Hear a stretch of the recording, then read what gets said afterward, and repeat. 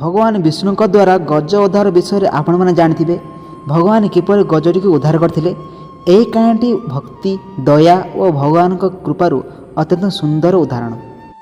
गजेन्द्र नामक एक विराट हाथी निजे सुंड साहाय्य गोटे पोखरी स्नान करुला। हठात एक कुंभीर हाथीर पादटी को धरिनेला।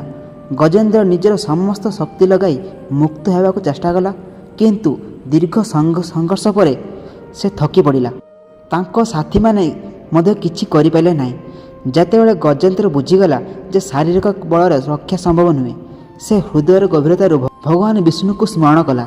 भगवान नारायण तांको पत्नी लक्ष्मी सहित पशा खेलुले। गजराजंकर हृदय विदार कांद प्रथमे माता लक्ष्मी को शुणागला।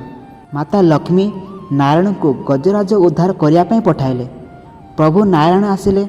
गजराज निज शुंढरे एक पद्मफूल धरी प्रभु को अर्पण कला। गजेन्द्र सत्य भक्ति देखि भगवान विष्णु गरुड़े आसी सुदर्शन चक्र द्वारा कुंभीर को बध कले एवं गजेन्द्र को उद्धार करी मोक्ष प्रदान कले।